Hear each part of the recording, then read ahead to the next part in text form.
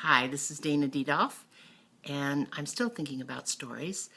But the interesting thing, if you know what comes next in your story, there's sort of a reassurance to that, even if it's a lousy story, I suppose, given that we really are creatures of the familiar.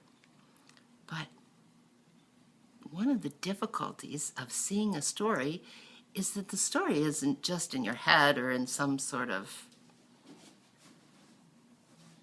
air. The story is embedded in your body. You can feel the story. You can feel the comfort that comes when you're in a good old story. You can feel the disquiet that comes when you can't get back to the story. But if you notice what's going on in your body when you are living a story, it will give you a lot of information. You see, we aren't just ghosts. Everything that's happening to us is happening via our body. We conduct the stories of our life, the electricity through our body, and then we produce events and we create things and we repeat things, and we spend years and years trapped in stories we say we want to get out of, but it's hard to get out of your body, isn't it?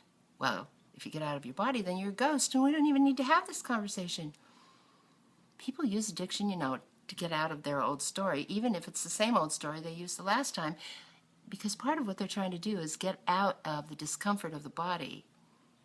But there is the most powerful little tool. It's kind of like a wedge, that you can shove into your awareness, and that is this little word, just notice. Well, that's a phrase, not a word. Notice is the word. Just notice. Look around. Notice your body. Notice where the story registers in your body. Notice when you feel helpless and like you're caught and trapped, like you're sort of a victim. Well, that's a bad phrase, isn't it? It's become such a psychological term, don't be a victim. Well, when you feel bad or trapped or helpless, notice where you feel that in your body. Notice where that story is operating.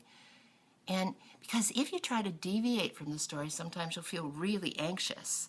Like, let's say you have a relationship with somebody and you have to walk around on eggshells a lot. So at least that's what you tell yourself in the story, and that's what the story says. If you don't want bad things to happen in this story, you'd better walk on the eggshells lightly or they break. So as you're doing that, just consider not walking on them, like getting off of them entirely for the moment, or just deliberately squishing them, one or two, maybe not all of them, and you'll notice even the thought probably makes you anxious. Now, what would that mean? You can feel it, though, can't you, in your body? You can feel it sort of ripple through. So anxiety can be like an electric fence that keeps you from getting out of the old story, Keeps you just repeating the same old thing, because every time you try to change, you just feel like you grabbed a wire. So you don't. But what if you did? What if you grabbed the wire and just redirected the energy of that through your body and looked around and thought, wow, there's life outside the border of my story. Maybe a new story. Maybe anxiety is more helpful than you thought. But it's in your body, the stories are in your body. So it's so helpful to just notice your body when you have a thought and have a feeling and be curious. It's so good not to know what comes next.